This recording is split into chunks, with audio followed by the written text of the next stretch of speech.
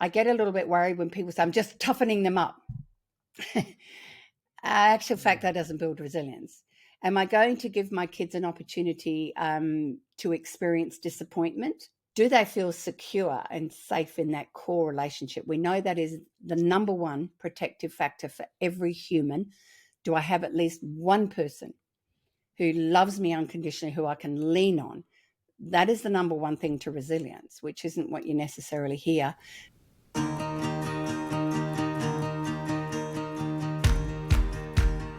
Hi everyone, welcome to How to Live, a podcast that explores ways to live a good life. I'm your host Sharad Lal. This is episode 40. How do we build resilience in our kids? How do we support emotional development? How much should we push our kids? We discuss this and more with Australia's leading parenting expert, Maggie Dent. Maggie has been working with children, teenagers, and families for 30 years. She's authored 9 books on parenting, many of which have become bestsellers. She hosts the award-winning parenting podcast Parental as Anything on ABC. She's a sought-after speaker regularly featured in the news, magazines, and parenting shows. In our conversation, Maggie and I dig into the biggest challenges facing parents today. We cover resilience, emotional development, toddlerhood, adolescence, role fathers can play, screen time, how much should we push our kids, and a lot more. Maggie's warm and approachable style makes this podcast enjoyable and informative. Whether you're a new parent or have been raising children for years, today's episode will be valuable to you. But before we get going, I'm extremely happy to share that the How to Live podcast has now crossed 100 countries and 1,000 cities. It blows my mind to think that folks all over the world are tuning in to listen to us. We are also ranked in the top 5% in the world. Thank you very much for spreading the word and supporting us so well. We love hearing from you. Please continue to send us messages. For new listeners, you can contact us by visiting howtolive.life/contact. If you haven't already, please do consider subscribing. Please do consider giving us a rating as well. Thank you in advance. Now here's the conversation. Hi Maggie, welcome to How to Live. Good afternoon in southern Sydney. Hello, and thank you. Thank you for inviting me to have this chat. Thank you. Congratulations on all the good work you're doing, all the content you're putting in. What are some of the challenges that you have seen parents facing nowadays in modern world? All right. The very first one, I think, is that there's almost too much information for parents to navigate. So what parents tell me is sometimes when they have the 2-year-old toddler who's, throwing that tantrum in the shopping centre and maybe, throws one over something that was completely, through our adult eyes, quite ridiculous, they'll think they're failing as a parent. Yet when we understand that's actually what they're supposed to do with their developmental capacity, and also that there's a way that we can help them get to understand and manage and navigate those things later in life with the way that we handle it. And that every single stage of parenting has a gift and a challenge. I think that's what I want parents to realise. Secondly, I think, and it's kind of been the digital world and the Insta world is actually, if you see images of parents whose children are beautifully well dressed and achieving well and winning awards and yours aren't, it just makes you feel yuck. So I feel that kind of there's a lot more judgment than there was when I was raising my boys. And then I think the other is I'm still really cross that in Australia and parts of the Western world, we have decided that schooling and your education is the number one most important thing that you need to achieve as a parent for your children, and that we've pushed formalised learning down. We're testing kids with ridiculous levels that is contributing to the anxiety in our children. And I'm really, like I said, cross about that because I know we're shaping and raising a whole child just the same as we are a whole human, which means we have a mind, a body, a heart, and a soul or a spirit, that all of those things need to be nurtured. I worry that the innate things that help children grow is to grow in their own time, having those pockets of pondering, of quietness where they take 20 minutes to walk from the car to your door because you've got all these things to do. There's no question screens are the are the bane of parents' lives. And then one other layer, I think, too, in that is something really beautiful. Our dads are stepping up to be the dads they yearned for when they were little boys. I can pull a big crowd of dads and I help them make sense of some of the things that us women and mummies have a wiring towards.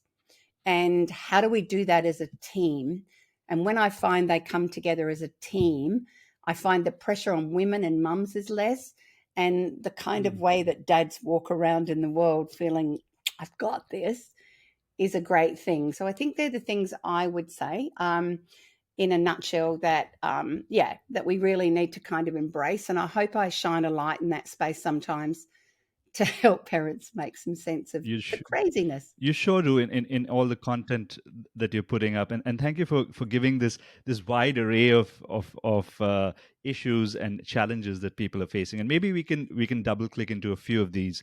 I think the recent one you talked about is screens, which is a very interesting one. At one hand, like you said, there is some positive to it. People are going to be using screens, the kids that grow up all their life, but at the second end, there is this anxiety that could come up.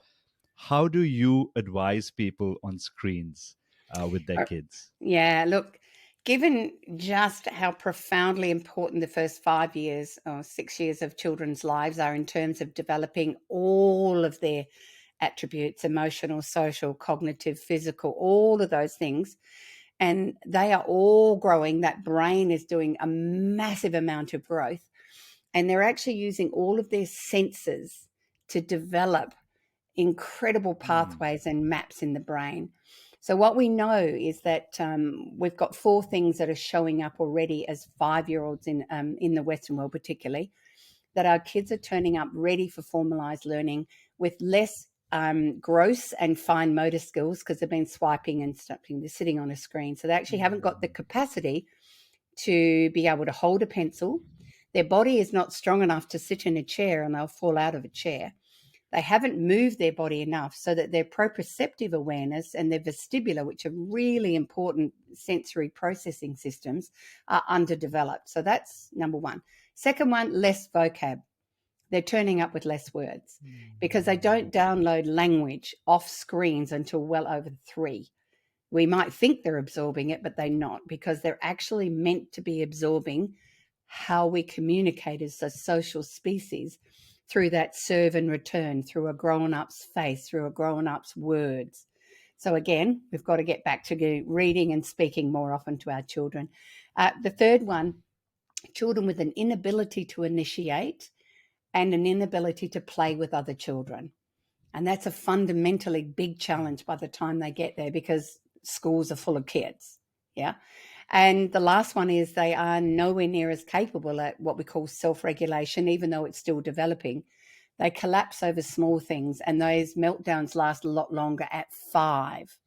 So that's just one thing. And then on top of that, I'm going to say we know from the studies that our increase in myopia, which is short-sightedness, has increased over 65%, because you actually need, it's not the screen's fault per se. It's actually the lack of outside time, running around where little eyeballs are constantly,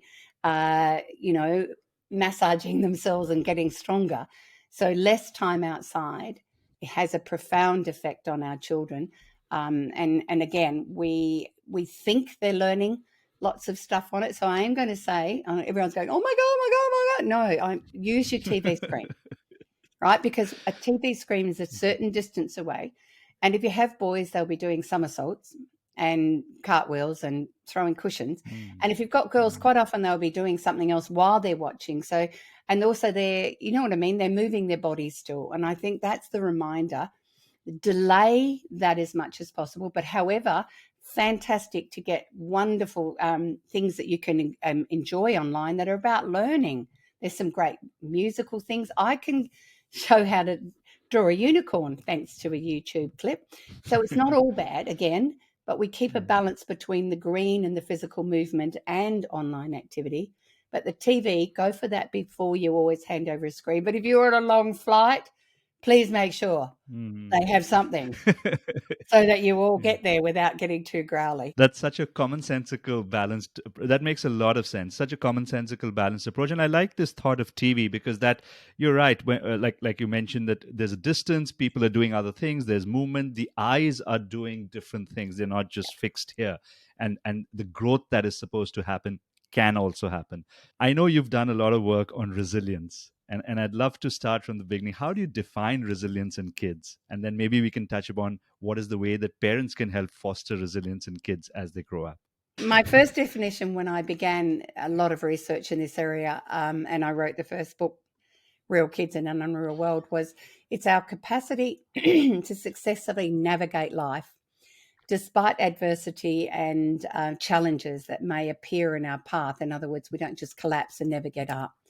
And I did start to notice it in my classrooms that there were just some kids who just moved through some things that others were just not coping with. And it wasn't anything to do with how much money their parents earned or how educated they were or how it was just this.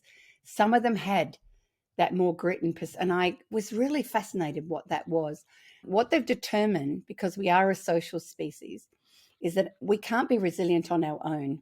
It is not a fixed, you just tick the box and I'm resilient. No, you're much more resilient after 8 hours sleep than you are after 4. And that your capacity to be able to overcome a significant challenge or adversity is determined by the systems you live within. So it's your family unit, your school unit, your faith unit, your whatever sporting club, your actual neighborhood. And then what are the resources available in those systems that you can reach out and seek in order to recover? And the last biggie is, do you ask for help? So the help-seeking behavior is such an important message in terms of resilience. I think I get a little bit worried when people say, I'm just toughening them up. Actual fact, that doesn't build resilience. Am I going to give my kids an opportunity to experience disappointment? Do they feel secure and safe in that core relationship? We know that is the number one protective factor for every human. Do I have at least one person who loves me unconditionally, who I can lean on? That is the number one thing to resilience, which isn't what you necessarily hear. And then the second part to that is, as parents, I have a 10 resilience building block, and there's all sorts of things you can do to build more strengths in your children. And sometimes there's simple things like, can they dress themselves? Can they clean their teeth early on? Are they able to make their own lunchbox at some point? Are they able, so in other words, constantly upgrading life skills builds in our children what I call mastery, which is the second top one of them. Therefore, their need of you is less. So in actual fact, to be a really resilient building parent, we want you to recognize that you want to raise your children so they don't need you and you do yourself out of a job, right? That's really how we raise resilient kids. And every now and then I'll say, if you're still carrying your son or daughter's bag into a classroom in year 4, stop it, right? By that age, some of the little ones, their bags are so heavy, I would be carrying it. But we have to recognize, you might think you're doing that out of love, but what are the messages your child's getting right in that moment? I'm not capable. Yeah. You don't think I can do it for myself? Yeah. And it's that gradual every now and then. And so there will be different challenges with each child. I've talked about roosters and lambs, so they're feisty, capable, out there ones. Sometimes they're the ones that resilience will be through natural consequences. They will fall out of the tree. They'll fall off the monkey bar, even though you told them, take care, right? So natural consequences for roosters is actually not a sign of a lousy parent. It's a sign of a parent that knows this is the temperament kind of child who actually needs to make their own mistakes. Whereas giving guidelines to a sensitive or more gentle lamb will help them make better choices. So can you see it's not one size fits all? Yeah. And that I think that really, as we go forward, is what is my child capable of stretching and growing to now, whereas before maybe not. So can I share a quick story? Because I think this will resonate. Please do. Please do. Okay, so I had a couple come up to me after one of my seminars and said, "Look, Maggie, we've got an 8-year-old boy, and he's heard Daddy say when he was a kid, he would go to the local milk bar, delicatessen, whatever you want to call it, local shop to get milk and bread with no growing up. And this boy is going, so why can't I do it? Why can't I do it?" Anyway, when I checked in with him, the deli was at the end of the same street, so he wouldn't even have to cross a street, whereas Dad said I had to cross 2 busy roads. And I said, "So what are your fears?" And of course, what are the fears that every parent has is someone's going to pick them up, someone's going to hurt them, something's going to happen. And I said, "And how realistic are the chances of any of those when he's walking 400 meters on the same side of the road?" And then I said, "Okay, so let's prepare your son, right? You're going to walk that journey to make sure, and you're also going to mention to the neighbors. He's going to be walking to the shop to get milk. You'll talk to the people in the shop saying, my son's going to be able to." We just set up a little bit more predictability. Yeah, and then if they're really still terrified, I always recommend, and the same with the first time they walk home from school, get a really loud whistle around their neck. Because what we know is sometimes if you blow a really loud whistle, people will come. Because sometimes if someone may be wanting, to do something unpleasant to your child, children freeze, but they can blow a whistle. So that's actually for the parents, probably not for the boy. So it gives them another sense of security. Anyway, they went through it all, talked to the boy, handed him the money, and he's out the door. And then he's turned around just a little bit up the track, and Mum and Dad are standing on the footpath. And he's gone, "No, get inside, because that doesn't count." So they're back inside, and they later on told me it was the longest 10 minutes of their life. And when their son opened the door and swung the door open, and the bread and the milk and the change, he had been transformed. And they couldn't believe it, that it's like a month later and they just throw money at him and off he goes, right? So sometimes the stretching and growing challenges us equally. And I keep talking about having tight knuckles while they climb higher and higher up the tree.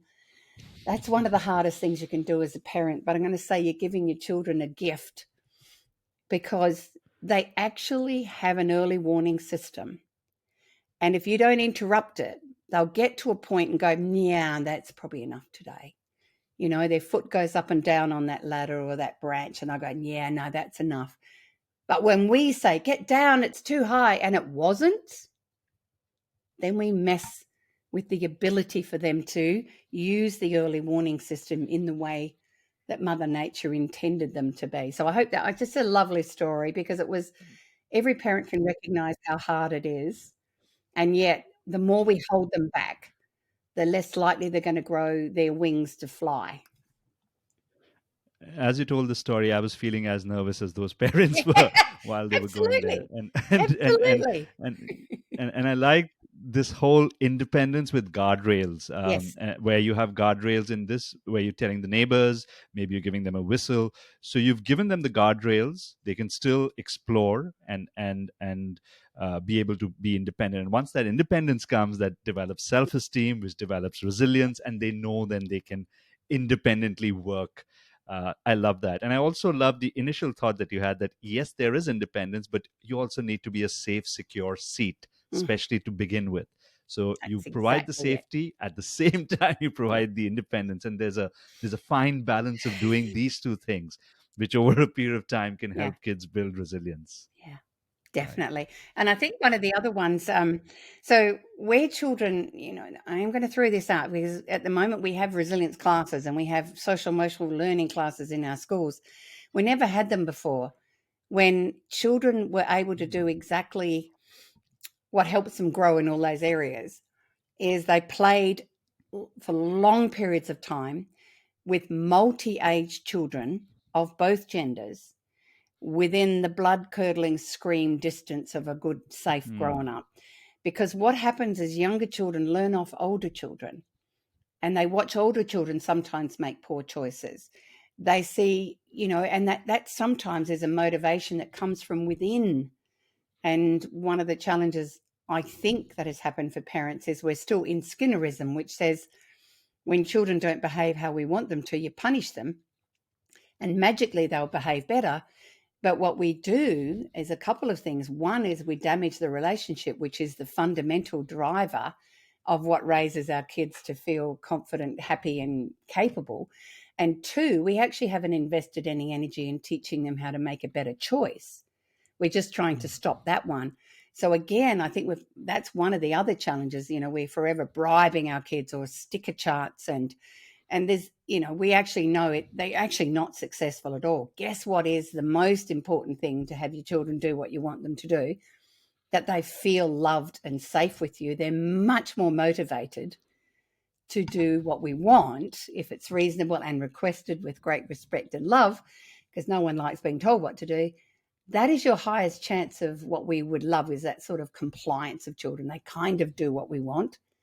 Whereas we're still in that place is you should do what you're told automatically, but that's an unhealthy thing long term. And, that was kind of why I realized with 4 sons, the lighter and more fun I was, the more chances I actually did most of the things I wanted to. And if they didn't, I could do a funny little, oh no, someone's forgot to do their teeth. I wonder who that rat bag is, rather than that's the 3rd time this week. You know what I mean? So again, I think it's such a dilemma for us because we were tended to be raised with this very black and white, children do exactly as they're told. We have expectations that are beyond children often too. And can't kids have a bad day? We have days where we actually lose it. We have days we're grumpy. And yet we keep on putting pressure on children that they're not supposed to do those things, and they don't even have a fully developed executive brain to use logic and reason and reflection on past experiences. So I think we need to cut them a lot more slack and be just, again, what I keep on saying, the warm, safe base for them to land on. Very powerful. Maggie, as we talk about, and I think you touched upon this earlier, where the brain develops, how the brain develops of the kid. And I wanted to talk that in relation to managing emotions. So, of course, as a toddler, they just don't know how to handle the emotions. And that's the part of growth. And as they grow up, there's other challenges. Maybe the amygdala develops, the other things develop, and the other challenges in managing and regulating emotions. And I think only at the age of 25 does your prefrontal cortex fully develop. So, as a parent, how do you support your kids in emotional regulation, in managing emotions, so that they don't succumb to it and are able to, build awareness and manage it? All right. The very first thing is that you have to reframe that when your child or teen is having really big feelings, that they're not being naughty. They're not deliberately trying to do that, because they have literally been flooded with too much cortisol in the brain, which is a stress hormone.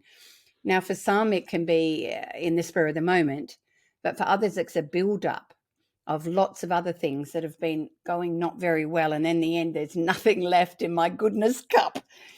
So again, what we now know from the science of child development is that for a child to learn how to regulate those big feelings, they need a big, safe grown-up, especially in the first 5 years of life, who can co-regulate with them. That means, because once they've gone, and I need people to realize this, once you've flooded, you can't just suddenly stop and go, okay, I'll take a deep breath, because it's basically got to leave the body. So one of the things, again, I keep on saying to people is, if you see a toddler having a meltdown in a shopping center, yours is, one of the things you can do is say, oh, a lot of cortisol discharging out of the brain right now. Look, kicking, screaming, a bit more cortisol. Yep. I'm just going to keep them safe. That's our job, because they can run on a road and destroy things or punch walls. Our job is to keep them safe. Yep. And then, a little bit more cortisol, and eventually it's gone. So it's the glitter jar. I want you to keep that metaphor in mind as a parent and as a partner. Until all the glitter's settled, they can't respond from that place of logic or reason. I can't hear you, can't even hear you. And so when we get to understand that, I'm just going to create this safe space for you. And when you're ready, I'm still here for you. So what we know is they've got to do it so many times, but eventually they get better at it and they get gradually shorter. And as they get a little bit older, or maybe time frame, that prefrontal grows a little more, especially after 4 and 5, we're able to say, it gets really, isn't it yucky when we feel really disappointed? Isn't it yucky when we feel sad? Isn't it yucky when we're just exhausted? Yep. And discharging that. So what ways we can help them? I've got one of my granddaughters at the moment who's what I call a rooster orchid. So she's fiery and her feelings are enormous. And she doesn't manage what I call the body budget well. And that's a really good concept to bring in here as well, Sharad. So the body budget is, this is Lisa Barrett Leonard's work, and she talks very much that the body, from the get-go, children are learning how to manage how their body works, and that they need a certain amount of energy at any point in time to not only play nicely, but the body is working out how much energy do I need to digest that that lunch? How much energy do I need to make sure I renew the skin cells around that scrape on the arm? How much do I need to keep the blood healthy, to keep the lungs moving? So in other words, there's a body budget that works, but some children deplete their body budget by being too active, or, as my granddaughter, she's sound sensitive. So when the classroom's very noisy, her body gets drained, and so she comes home so crabby. Now, no one's done anything wrong because she's only 6. However, when they can read the facial expressions for her, they often put her headphones on in the car just so she can't hear any more noise on the way home. And when she gets home, she's very much a tactile girl. They don't ask her what she wants. How was a day? They refill her cup with energy through a healthy snack and a cuddle. And when she's ready, she's able to go off. And so once again, if we keep that in mind, because it's like the amygdala, as you said, the threat center says, no, we're done. Watch out. This is potentially lethal, right? It's not. But it feels awful for kids. So often we have the meltdowns in the car after school. And I keep on saying it's not necessarily that something awful happened at school. Your child's left everything on the park, nothing left to get in the car. And so they're going to need a grown-up who can help them move from that negative cortisol place into the more positive neurochemicals. So, serotonin, which is a calm one. So often having calm music in the car, or a favorite nursery rhyme you might hum to them in the car. We know those things soothe immediately. Then there's a dopamine one, which is that fun one. What can you do that, can create some fun, but not too soon? You've got to be able to do that each time. It can be different. And then endorphins, they come from laughter, lightness, hugs, smell of good food. So we have to give them a sense of their predictability has returned in their world.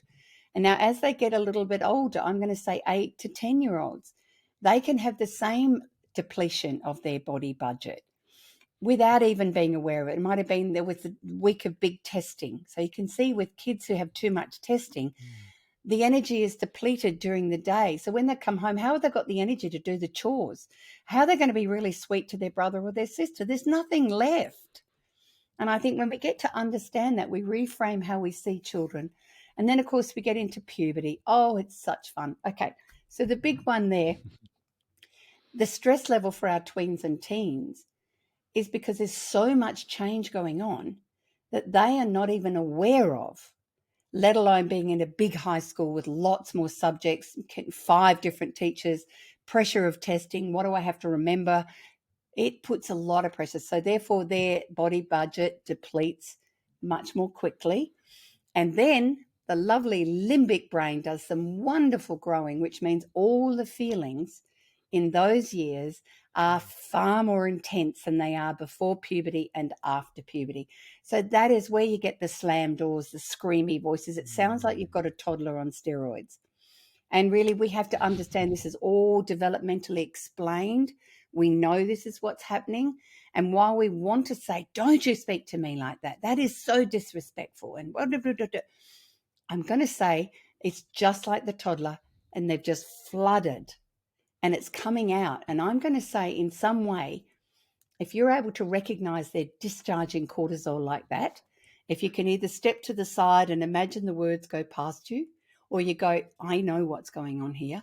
I've got you right now. I'm going to be safe. I'm going to stand here silently while all this comes out because it's just got to come out. You actually could be helping them reduce the chances of intentional self-harm, because intentional self-harm has just gone through the roof, where teens deliberately hurt themselves, cut themselves, because that they feel is the release of all those big feelings. So I want you to see it through that lens so that we are the supportive people. And after it's all happened, the glitter settles, remember, same metaphor, they head to their room. Then I'm going to tell you the most powerful way in that moment that you can support your teen, and that is a gesture of kindness. You know, I had the same with one of my fiery sons.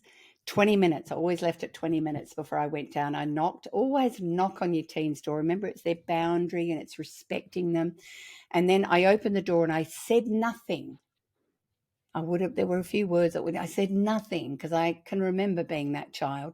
I gave them a cup of hot chocolate, shoved a couple of home-baked cookies in and shoved the dog in and shut the door because I wanted my son to know that even though that's all happened, we are still okay, because that's what they have to know. Can you still love me when I can't love myself and I behave in a way that even I don't understand?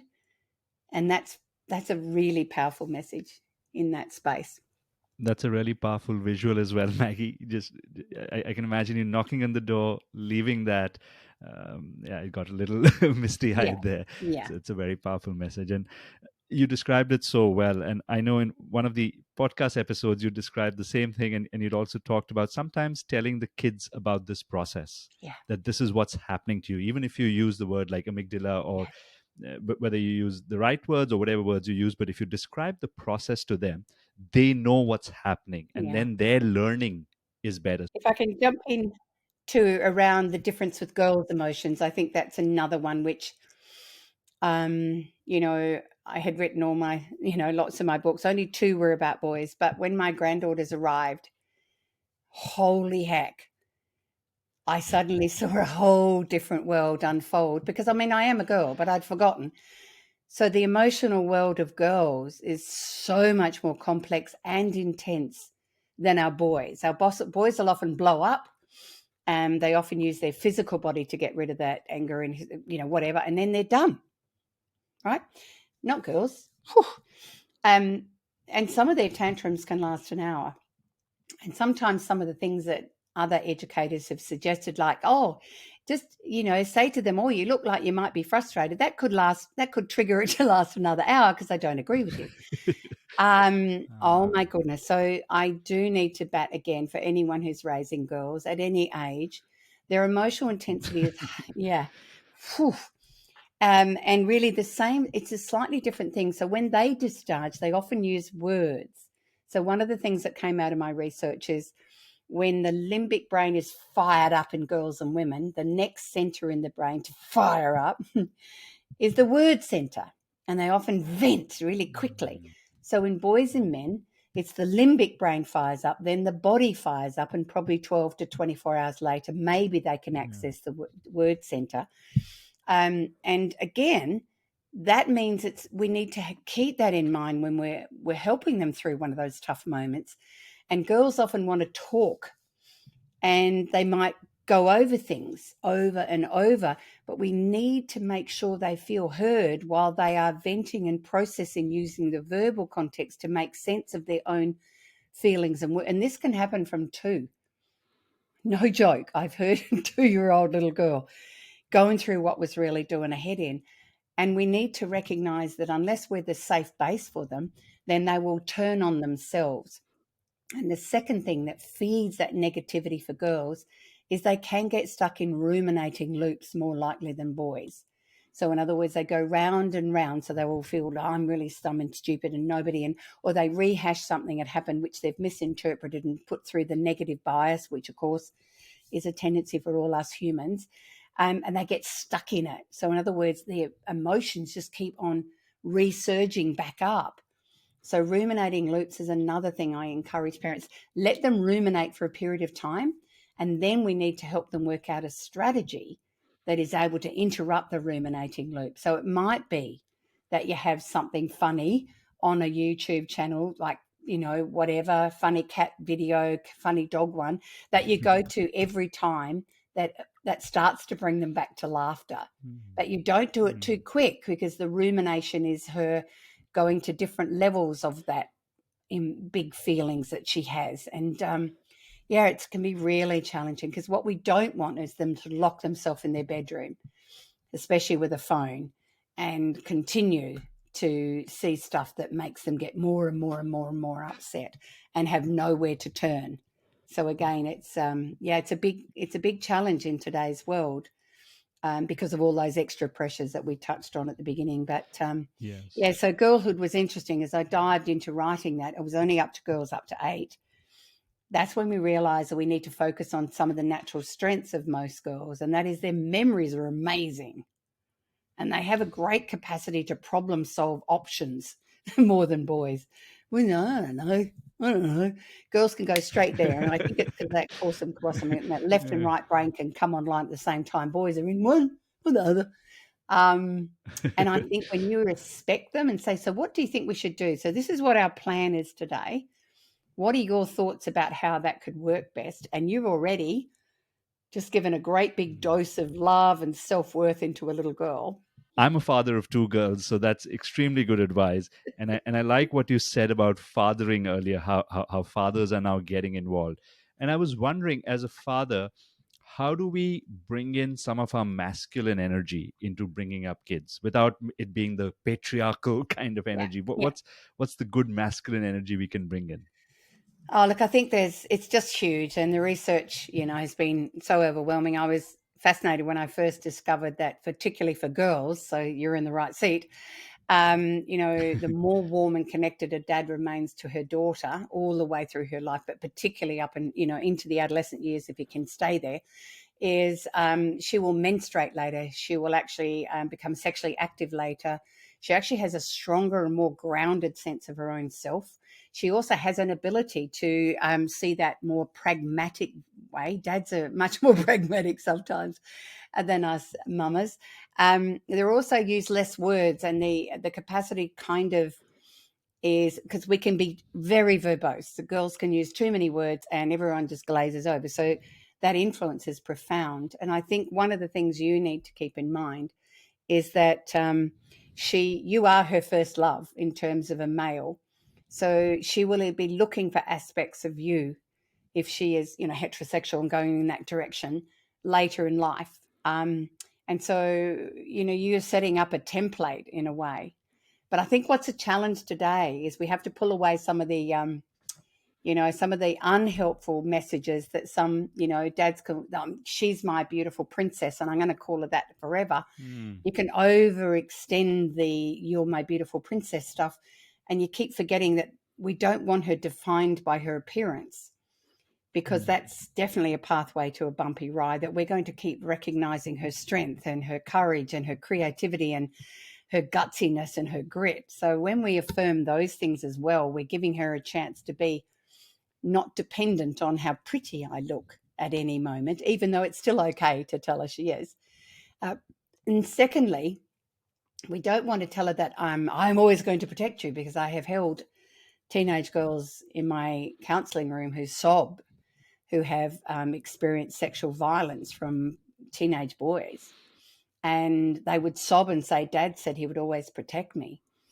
And so we can't always. So what we're going to be doing is we're going to talk to them about how you can tell the difference between good men and ones who are not so good. So that she recognizing, that there are both in the world, and there are far more good men than there are nasty ones. However, she needs to have a voice in those moments. If she doesn't feel comfortable, if she has uncomfortable feelings, then you are always available. Make sure, if you've got a teenage girl, what is your code for safety, that you will get her out of there. Like, she sends you a special thing on a phone, you call and say, quickly, there's something going on in the family, I've got to pick you up. And you will always say to her, look, I will. You reach out for me, I'll always be there. The biggest message, I think, for all dads, what I want them to be, is that if your son or your daughter gets into a really difficult spot as a teenager, I want their first thought to be, I want my dad, not, God, I hope my dad doesn't find out.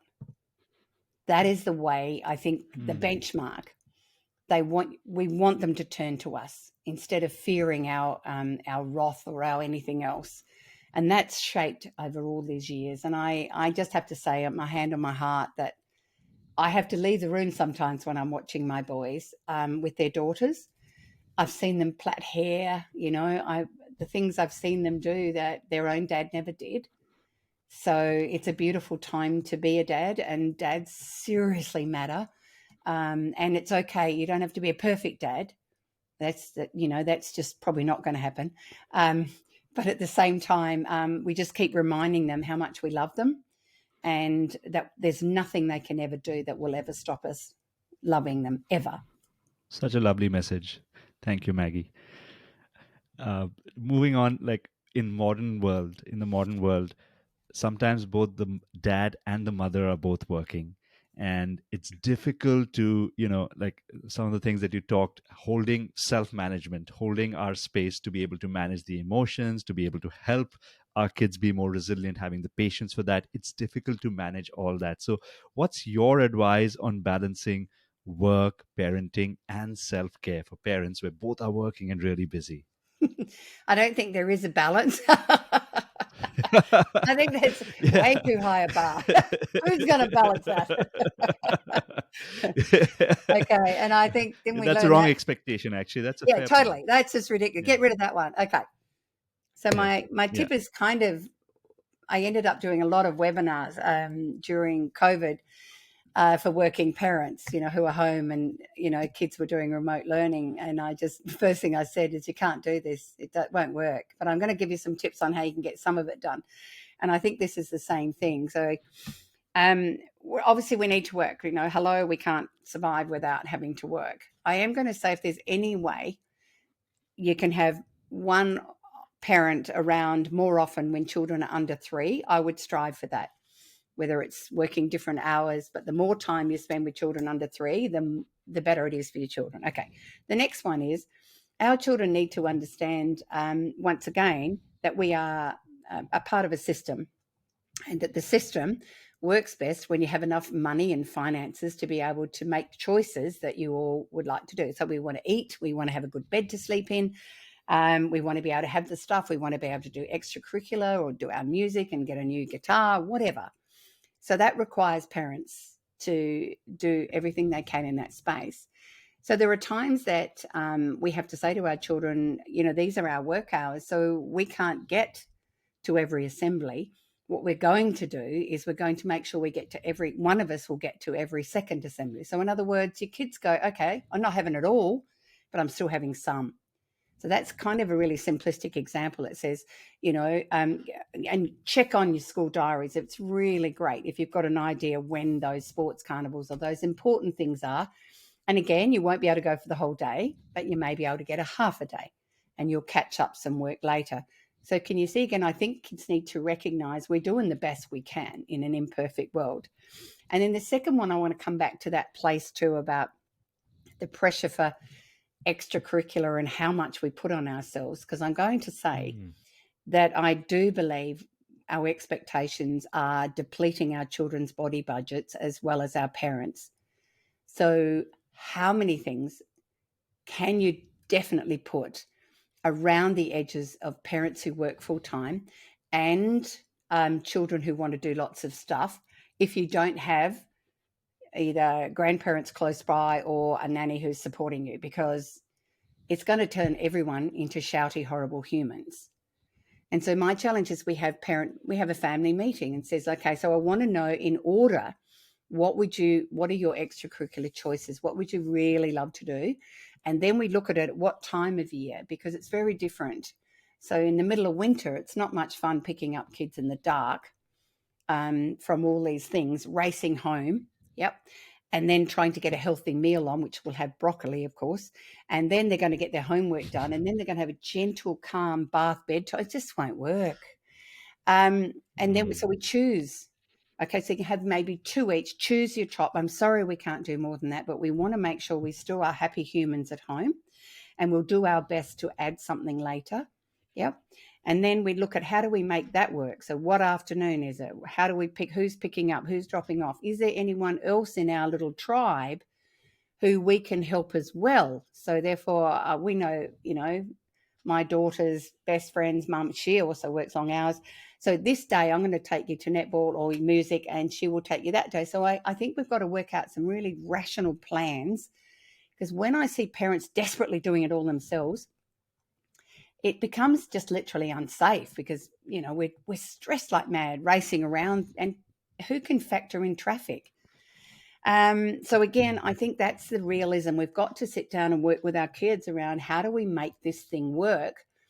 And I know one of the things that came out of COVID was a lot looked back and said, what were we thinking?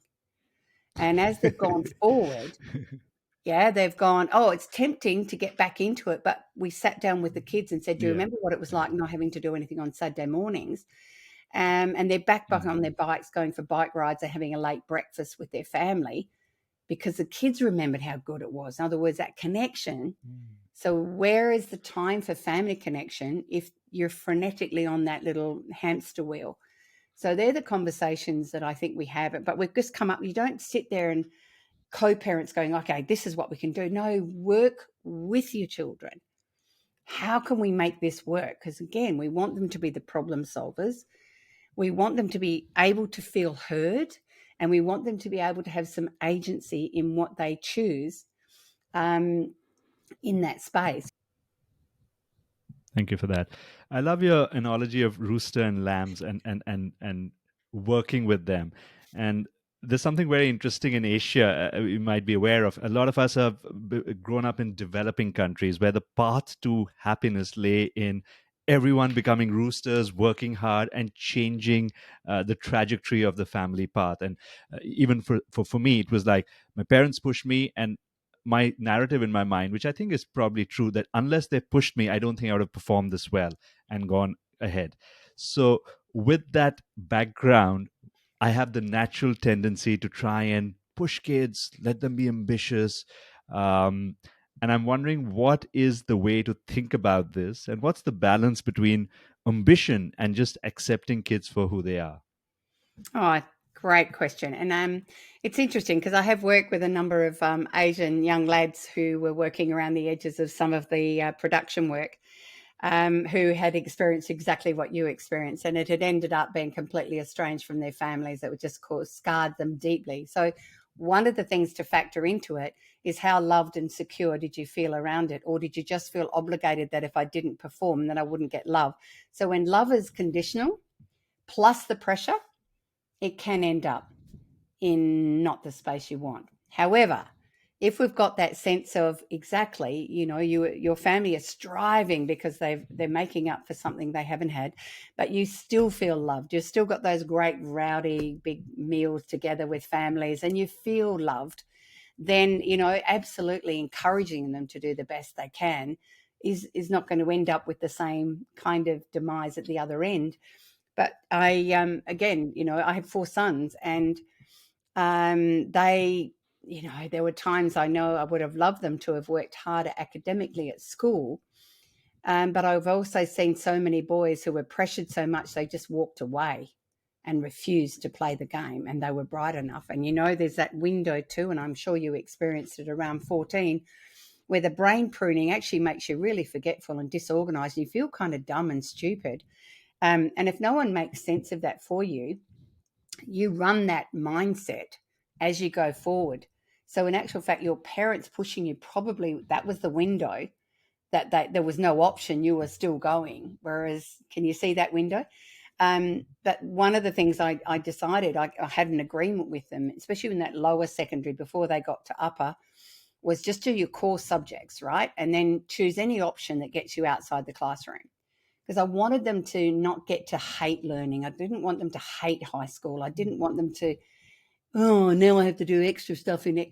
And it worked for them. They did everything from surfing to fishing to boating to jewelry to cooking, anything that was outside sitting at a desk, doing formal learning. And as they, when they moved into the upper part, they suddenly found, okay, seriously, I do have a bit of a brain. They only coasted. They weren't high achievers, but they scraped into uni, and I'm extremely proud that I have a lawyer and a very smart finance man and a radiographer and an emergency doctor without Wow. pushing. So Wow. it was, once again, there were times that I just said, no, we'll just, give it your best shot. But they also were learning that if they had failed at school, they wouldn't cop an outing from me. Mm, They had to deal mm, with that with the school and themselves. mm. And yeah, so again, you're right. It is, there's a cultural definite thing in there. And we do know that kids burn out too. There is, that extra, if they've added Yes. more layers of testing on them when you were there, it's untenable. And at the end of the day, kids shouldn't have to be studying from the time they leave school till 10 o'clock at night, Yeah. because where's their social stuff? Where are they learning and growing? Where are they connecting with friends? Where are they having fun? All of the other things that make us mentally fit and healthy. We've Yes. got to make sure we've got opportunities for that. And luckily mine loved their sport, loved surfing. So that was my job, is to make sure I was the taxi that got them to the things that make them happy in order to balance the two bits. There's that, like I said to you before, mind, body, heart, soul. If we're nurturing all levels, then that ends up being probably the best outcome for everyone. Love that I mean, with love and safety, they can go and explore, and I was fortunate to have that. and Yeah. and in countries like India, where I was from, in a lot of developing countries, now it's not only there are many job opportunities and many opportunities to have a great life and also do well in terms of monetarily. Not only if you do well academically, you could be a cricketer. There's so many things that have opened up, which then reduces the pressure. And like you Yeah. said, developing all those 5 things, you can develop everything, and people can find themselves and have a good life. So And then that's we good have to see. neurodivergent kids. Like, at the end of the day, our kids can Yes. have additional challenges. So putting pressure onto a child who has dyslexia or Hmm. ADHD, instead of helping them manage to be that child within a world that expects them to be atypical, you will get more when you help them work out, how can you be you, and how can you find what you've come here on this earth to do, while others, can't see it through the same lens. It'd be lovely if we're all academically capable and we learn to read easily, but it's not that for all of our children. So being able to love Yes. them, that's the core again of a child that will thrive later in life. I'm loved even though I can't read very well, even though I struggle with maths. I am still loved, and that's really, that's the key. Such a wonderful message, Maggie. As we close out, we've had such a wonderful conversation, Maggie. What's the one piece of advice you'd give to all parents? Okay, the one thing I would probably say is, gee whiz, that's a hard ask. He's written 9 books. Yeah, I just think it's that, your capacity to love your children fiercely and unconditionally right through life. I believe that is the greatest gift any parent or grandparent can give to children. And that's really the one I aspire to the most. And yeah, fiercely is the other one. When the world's saying they're not enough or they've done something wrong, can we fiercely love them in those moments? Because really, that's what really makes the difference. Thank you, Maggie. So much wisdom. We've covered so many areas today, and this is going to be extremely useful for my audience. I was already taking notes for myself, so I know people listening to it will have so many notes to take. Thank you very much for making time, Maggie, and thank you very much for sharing your wisdom on our podcast. And all my very best wishes for all your listeners. And just remember, every single day we do the best we can. There's no perfect parent. And we get back up tomorrow and have another go. See if we can do a little bit better tomorrow.